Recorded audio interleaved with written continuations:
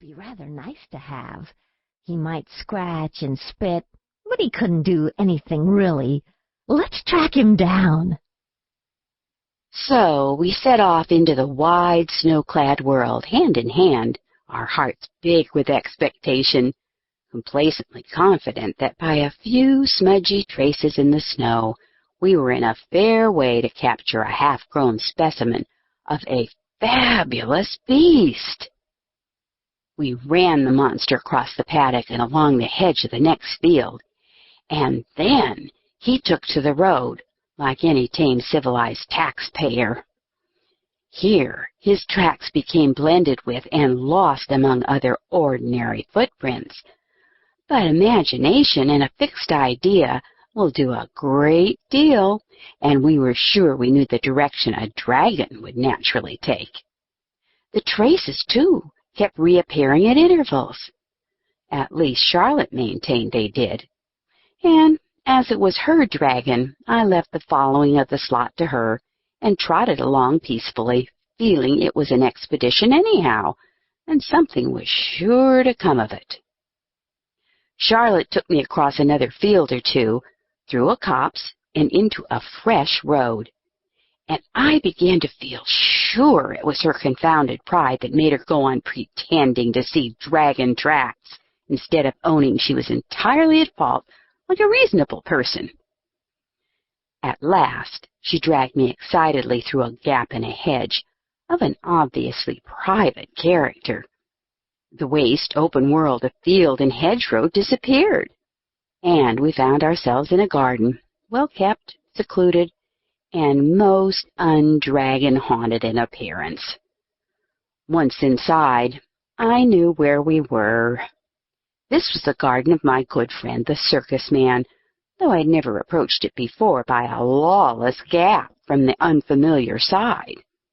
And here was the circus man himself, placidly smoking a pipe as he strolled up and down the walks.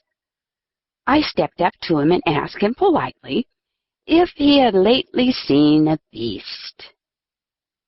"May I inquire what particular sort of beast you may happen to be looking for?" "It's a lizardly sort of beast. Charlotte says it's a dragon, but she doesn't really know much about beasts." The circus man looked around him very, very slowly.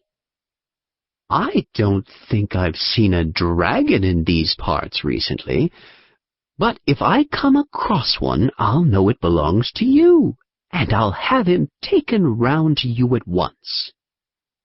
"Thank you very much, but don't trouble about it, please, 'cause perhaps it isn't a dragon after all. Only I thought I saw his little footprints in the snow, and we followed him up, and they seemed to lead right in here, but maybe it's all a mistaken. Thank you all the same." "Oh, no trouble at all. I should only be too pleased. But, of course, as you say, it may be a mistake.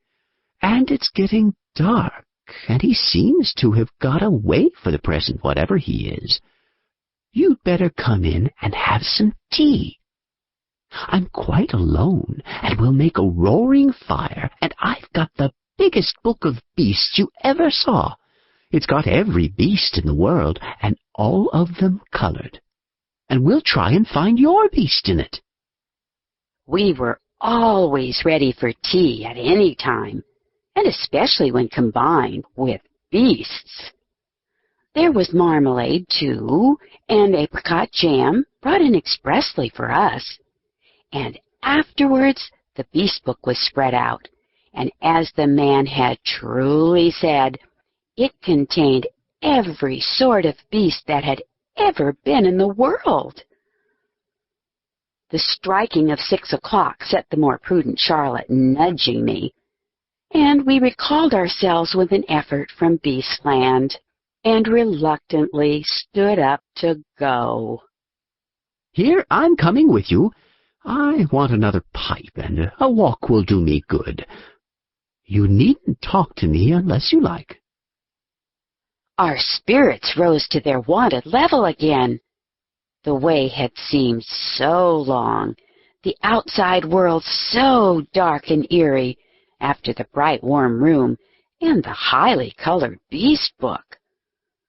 But a walk with a real man, why, that was a treat in itself. We set off briskly, the man in the middle. I looked up at him and wondered whether I should ever live to grow so big and tall and walk with that careless sort of majesty. But Charlotte, whose young mind was not set on growing as a possible goal, made herself heard from the other side. Now, tell us a story, please, won't you? The man sighed heavily and looked about him. I knew it. I knew I should have to tell a story. Oh, why did I leave my pleasant fireside? Well, I will tell you a story. Only let me think a minute. So he thought a minute, and then he told us this story.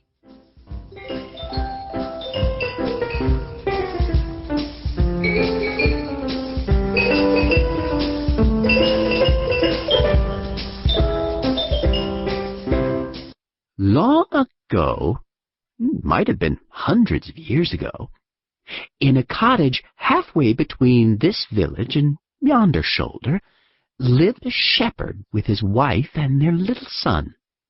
Now, the shepherd spent his days, and at certain times of the year his nights too, up on the wide ocean bosom of the downs, with only the sun and the stars and the sheep for company, and the friendly chattering world of men and women far out of sight and hearing.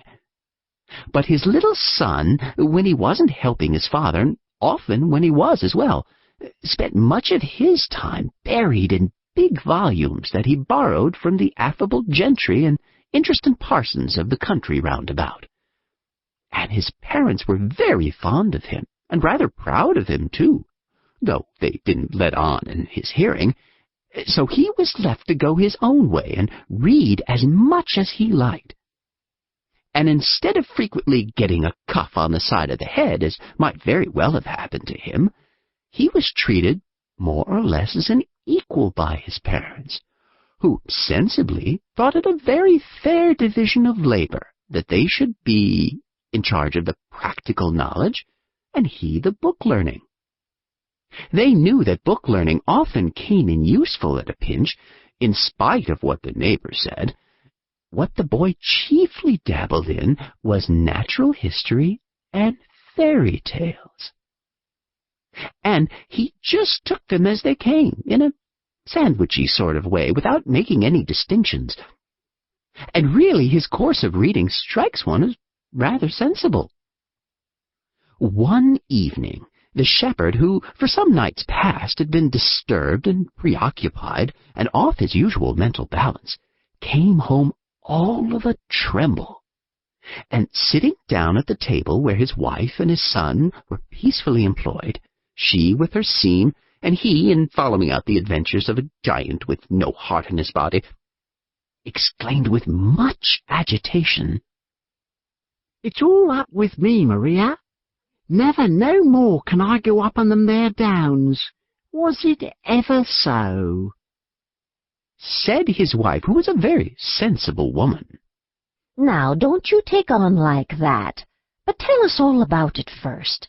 Whatever it is as given you this shake-up, and then me and you and the son here between us, we ought to be able to get to the bottom of it.